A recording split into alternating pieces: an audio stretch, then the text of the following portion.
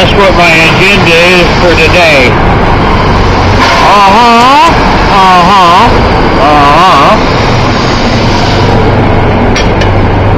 Yes, it's right.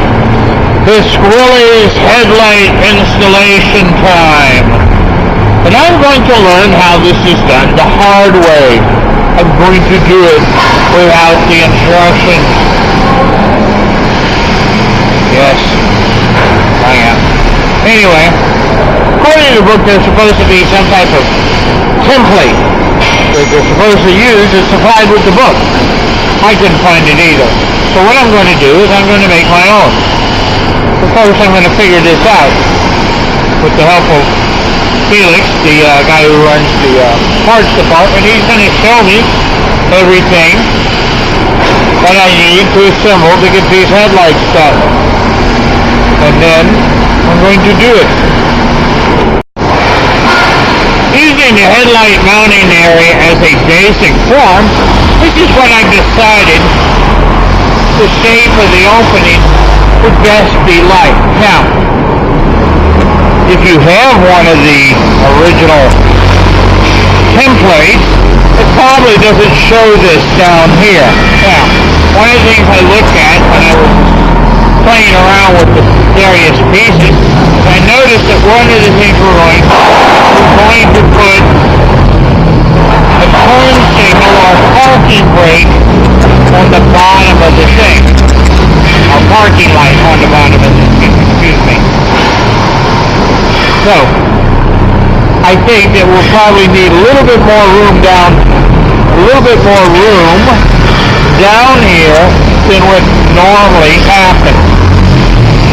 So, just so you know, this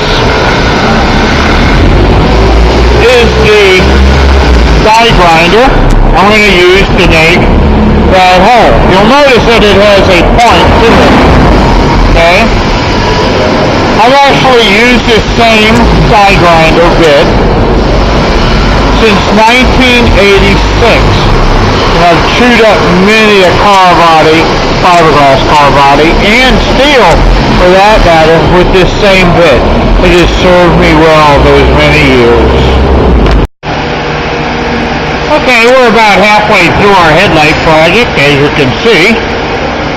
This is actually the one that's a little bit further along. I've actually clearanced this to make a nice opening here. I'm going to actually increase it a little bit larger. Now, according to the book, you're supposed to use screws here. You'll notice that I use rivets. I feel that rivets are a little bit better for this application. Okay? And it's going to allow me to do a couple of different things. This thing, because this is our tilt nose, it's going to make it a little more part of the body, and that's not such a bad thing. You can, I don't know if you can see them or not. Let me switch it on to zoom. Okay. You'll notice right here that I notched these. Right there, and right there. This allows this piece to go and hang over this, which kind of separates it from the rest of the headlight. There's my ground wire. It's actually run inside, and it'll connect with the wires that go out the back of here. Having a momentary brain fart again.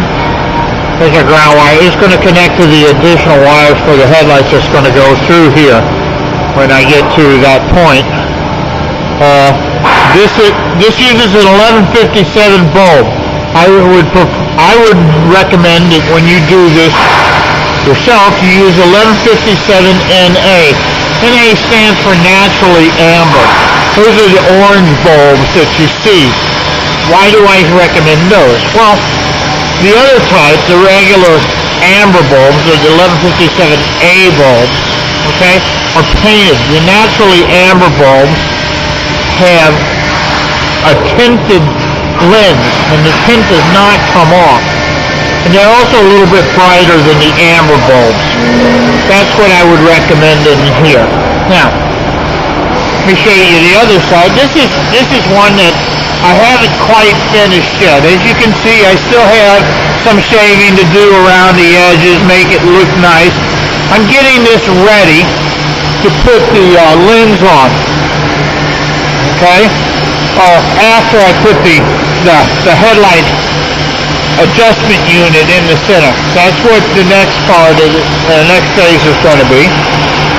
And right now, what I'm going to do is I'm going to start cleaning this up, getting this ready to go together, and mount the headlight adjustment part into the car.